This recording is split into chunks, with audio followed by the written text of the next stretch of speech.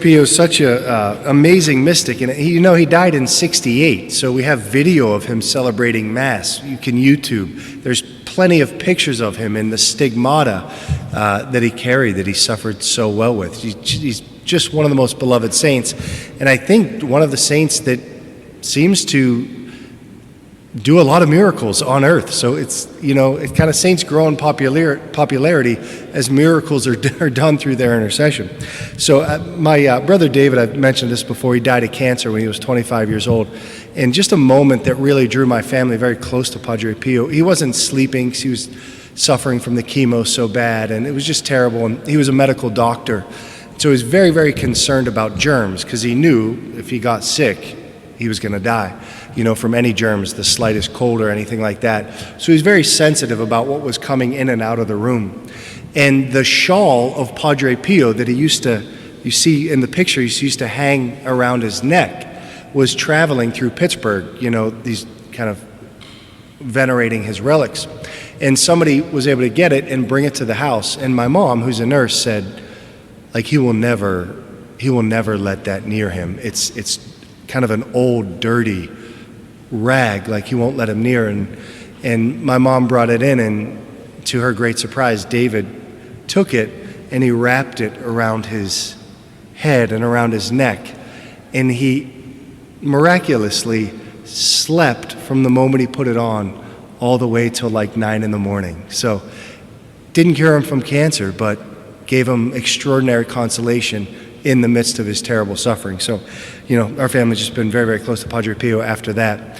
He had a very close relationship with his guardian angel. One of the best books I've read is a book called Send Me Your Guardian Angel. It's by Padre Alessio, who was his one of his secretaries, or one of the people who helped to take care of him. And there's a great story about an American woman who went over. She wanted to see Padre Pio celebrating Mass so bad, and she was staying in a town next door. She slept past her alarm, woke up, and the Mass was already the Mass was it was going to start in 10 minutes, and it was an hour drive. So she panicked, this is the whole reason she came over, and she said to her guardian angel, "Go and stop Padre Pio from celebrating Mass on time."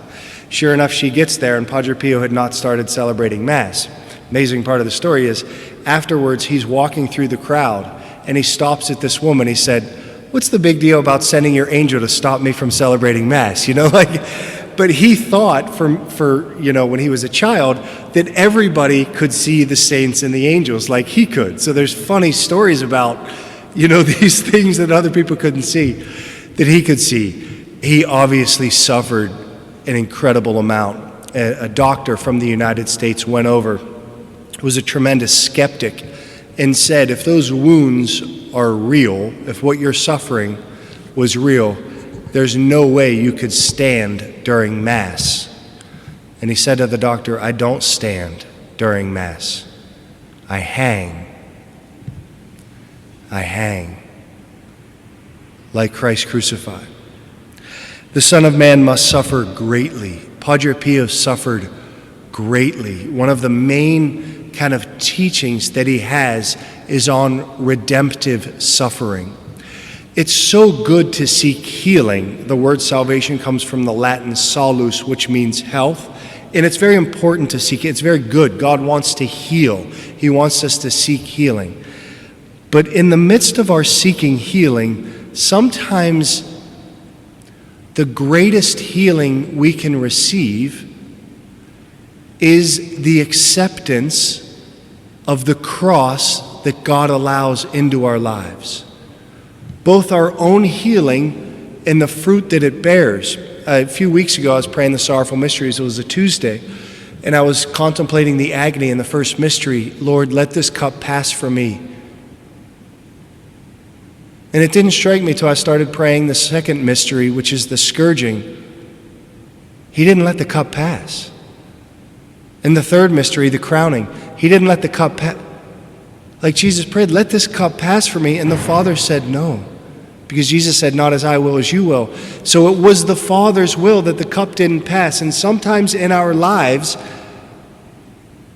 the Father's will is that we not get the suffering removed, but that we experience it.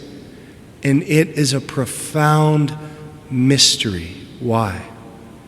So, even as we're seeking healing, at the same time, sometimes the peace in the midst of the suffering comes when we stop rejecting it. I'm not going to accept that I have this, but rather to say, Lord, I wish I didn't have this, but you're allowing it in my life, and I hope you'll heal me, but I say yes to it.